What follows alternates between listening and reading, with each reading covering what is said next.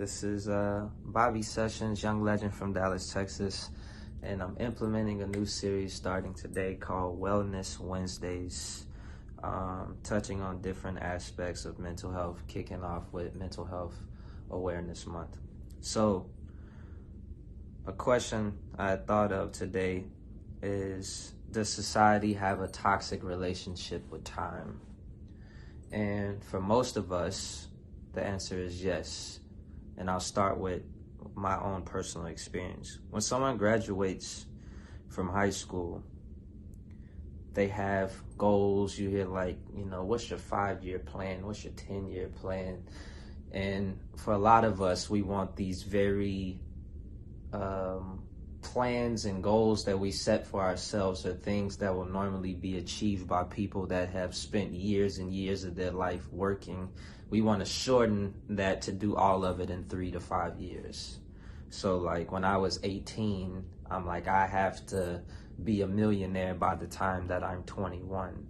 So when you 18 and you have a goal like that, and then you get to 19 and 20 years old and you start checking your bank account and it is miles away from $1 million, what you aspire to have and what you're currently experiencing has such a large gap, and it starts to feel like an impossible gap to close. And that's where, instead of optimism increasing, that's where anxiety increases.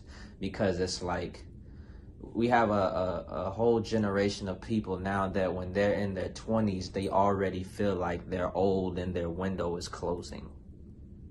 My window is closing. This is the time where I'm going to have the most energy, and I'm spending all of it chasing something that I will never obtain. So that makes me feel anxious. That the depression starts to build and compound, because the things are not matching up. When what you want and what you have feel like when the distance between those things feels so crazy, that gap feels literally impossible, which causes you to feel helpless. One, because you feel like you'll never close the gap, and two, you feel like you're so deep into trying to achieve it that you can't turn back to do something else.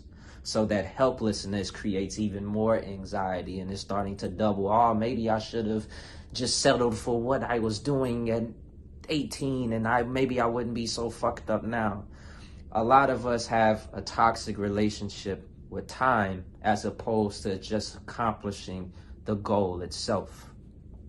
From experience and from people that I've been around, I realized that, one, if certain big blessings that you wanted to happen at the time you wanted them to happen, you would have to have, one, dealt with the responsibility attached to those blessings, which if you're not prepared for, you end up causing even more damage, one. And two, when you manifest something big in your life, it never feels like it's too late. It never feel like the blessing came late, or the manifestation came late, however you choose to word it in your life and your experience. It always feels like it's right on time. It feels better when you manifest something big into your life, whether that is some breakthrough in your career or a breakthrough, most importantly, in your mental health. You've been trying to calm your thoughts down, and it's been this long journey of trying to do that. And then all of a sudden you start breathing and taking your time, being present, not feeling depressed or down about something that happened in the past, or feeling anxious about something that may or may not happen in the future. Really taking the time right now, this gift, the present, literally treating the present like a gift, to really be in the moment and really appreciate this moment right now, and live in that moment and be in that moment and breathe in that moment.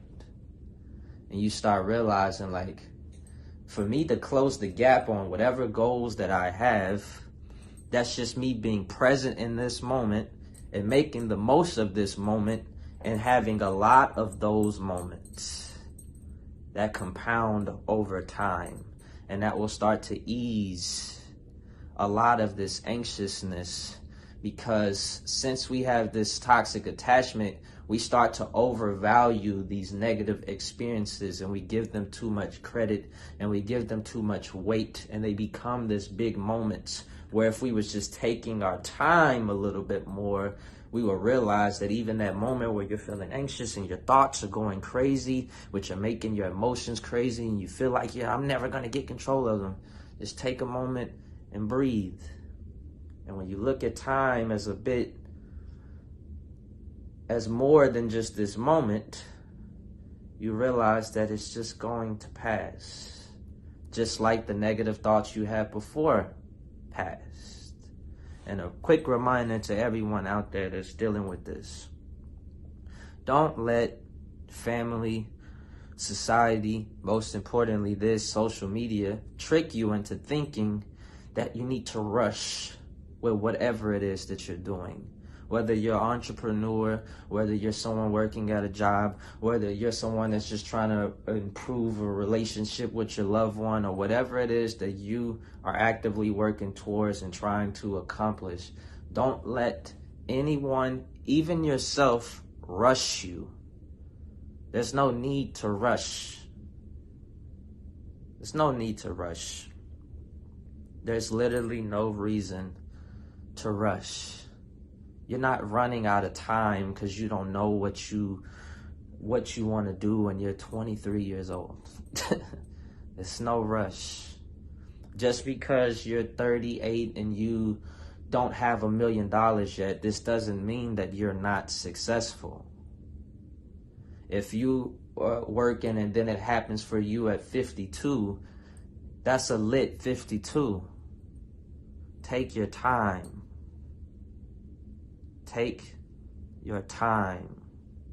Take your time. That does not mean you're sitting back going through life aimlessly and you just, that's not what I mean by that. What I mean is just make a little progress each day, and then you have compound interest on your side. For everybody that's not entirely sure what I'm talking about, I want you to look up the example of the power of doubling 1 penny every day for 30 days.